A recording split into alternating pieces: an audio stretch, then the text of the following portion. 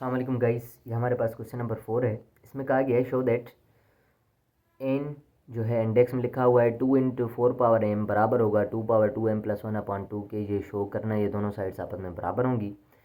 और कहा गया है hence find the value of m and n which satisfy the equations. n index में है √2 into 4 power m is equals to 8 and 2 power 27 power m upon में 9 power n plus 1 is equals to 81 simultaneously. बात वही है, इनको show करना है कि ये दोनों बराबर होंगे, ये बराबर हो ही जाएंगे। ठीक है, अगर हम इनको सिंपलीफाई करेंगे तो वैसे ही निकलेगा हमारा, ये जो है इसमें ये वाला ही टर्म निकलेगा। तो अगर हम पहले ये वाला पार्ट से वो कर देते हैं तो भी ठीक है। तो मैं ये वाली साइड उठाने लगा हूँ और इसके बराबर लूँगा 2 मल्टीप्लाई ये 4 जो है, मैं क्या इसको 2 पावर 2 लिख सकता हूँ 4 को, और ये m है तो m लिख देता हूँ।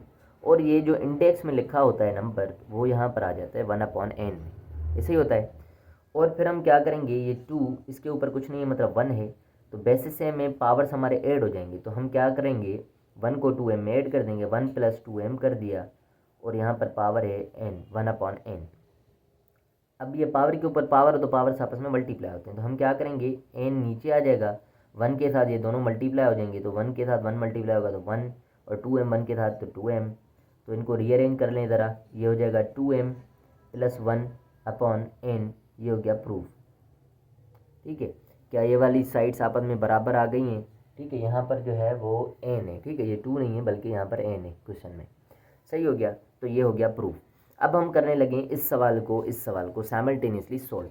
ठीक है, मैं इस पार्ट को यहाँ पर साइड कर देता हूँ, इसको मैं सेट करने लगा हूँ। तो मैं इसको लिख सकता हूँ, ये सेम टू सेम ये वाला पार्ट है, तो यहाँ तक तो मैं इसको यूं ही लिख सकता हूँ, ये वाला सेम पार्ट है बिल्कुल ही।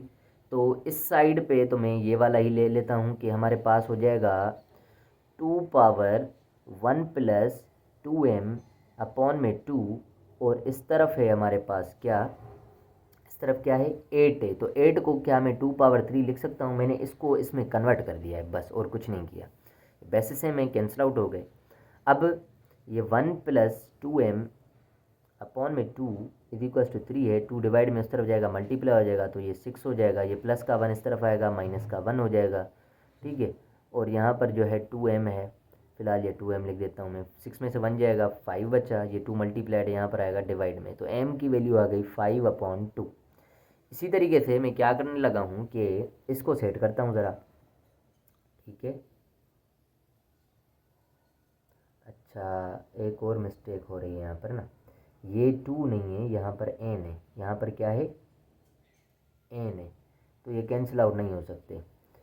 ठीक हो गया, थोड़ा सा इसको दोबारा समझिएगा कि यहाँ पर था n 1 + 2m अपॉन n। ठीक है, यहाँ तक ठीक है। अब ये 2n डिवाइड में यहाँ पर जाएगा मल्टीप्लाई हो जाएगा, तो 1 + 2m, और ये n को 3 से मल्टीप्लाई करेंगे तो 3n हो जाएगा। आप इसको चाहें तो थोड़ा रीअरेंज कर सकते हैं कि ये 2m, ये प्लस का 3n इस तरफ आएगा, माइनस का 3n, ये प्लस का 1 में यहाँ पर लिख देता हूँ इक्वल 0। इसको इक्वेशन 1 कंसीडर करते हैं। अब दूसरी इक्वेशन इसको सेट करते हैं, 27 है, इसको लिखेंगे 3 पावर 3, और ये m है तो मैं यहाँ पर लिख देता हूँ m। 9 को मैं लिखने लगा हूँ 3 पावर 2, और ये 9 + 1 जो है इस 2 के साथ मल्टीप्लाई होगा। 81 के जब हम फैक्टर्स निकालेंगे तो 3 पावर 4 आ जाएगा। यहाँ पर 3 पावर 3m हमारा सेम है, और ये जो है 3 पावर 2 टाइम 9 इस यहाँ पर, हाँ यहाँ पर हमारे पास क्या है n+1 है, 9 पावर n+1 है। यहाँ पर क्या है n+1, 2 time n is 2n, 2 time 1 is 2 is equals to 3 power 4। Basis same है, यहाँ पर ये डिवाइड है तो पावर्स माइनस होंगे, तो 3 पावर ये 3m में एक दफ़ा लिख देता हूँ, यहाँ पर माइनस की साइन आ जाएगी, यहाँ पर -2n, और यहाँ पर -2 हो जाएगा। ठीक है, क्योंकि नीचे वाले हैं दोनों माइनस होंगे, और 3 power 4 basis same cancel out कर दिए मैंने। यहाँ पर बच जाएगा हमारे पास 3 पावर m 3m -2n, यहाँ पर -2, ये प्लस का 4 बराबर के उस तरफ पड़ा होगा, यहाँ पर ले आएंगे तो माइनस का 4 हो जाएगा, इक्वल 0 कर दो। ये 3m -2n, ये माइनस का 6 हो जाएगा, इक्वल्स टू 0। अब हमारे पास एक इक्वेशन ये है, दूसरी इक्वेशन ये है। इसमें कोएफिशिएंट किसी का भी सेम नहीं है, यहाँ पर 3 है, यहाँ पर 2 है, तो मैं इस इक्वेशन के साथ मल्टीप्लाई करने लगा हूँ 2 को, ठीक है। तो यहाँ पर मैं कर देता हूँ मल्टीप्लाई 2 टाइम 3 6m, ठीक है, और 2 time 2 is 4m 4n, 2 time 6 is 12 is equal 0। इसको इक्वेशन नंबर 2 कंसीडर या 2 कंसीडर कर लो, ठीक है। अब 1 को मैं थोड़ा सा पहले सेट कर देता हूँ, इसके साथ मैं मल्टीप्लाई करने लगा हूँ किसको, 3 को। 3 time 2 is 6m, 3 time 3 is 9n, 3 time 1 is 3 is equal 0। अब इसको 1 कर देता हूँ मैं, ठीक है। मैं ये वाली साइड थोड़ी सी रेज कर देता हूँ ताकि यहाँ पर सिंप्लीफाई कर सकें। मैं करूँगा 1 में से 2 माइनस, 1 में से 2 minus 6m minus 9n plus 3 is equal 0। अब मैं करूँगा 6m माइनस 4n माइनस 12, इनको माइनस करूँगा, ठीक है। माइनस करूँगा तो ये प्लस की जगह माइनस, माइनस की जगह प्लस, ये माइनस की जगह प्लस आ जाएगा, ये दोनों कैंसिल आउट। माइनस 9n में से 4n गया तो हमारे पास माइनस 5n बचेगा, और ये 12 और 3 15 हो जाएगा, प्लस का 15 इज इक्वल 0। ये माइनस का 5 है उस तरफ जाएगा, प्लस का 5n हो जाएगा, और 5 मल्टीप्लाइड यहाँ पर ले आएंगे तो डिवाइड में आ जाएगा, 5 1 ज़ा 5 5 3 ज़ा 15, तो n की वैल्यू हमारे पास आ रही है 3। n की वैल्यू आ रही है हमारे पास 3।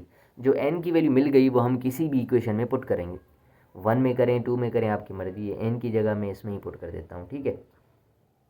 तो ये 6m माइनस 9, n की जगह मैं लिखूँगा 3 प्लस 3 इज इक्वल 0।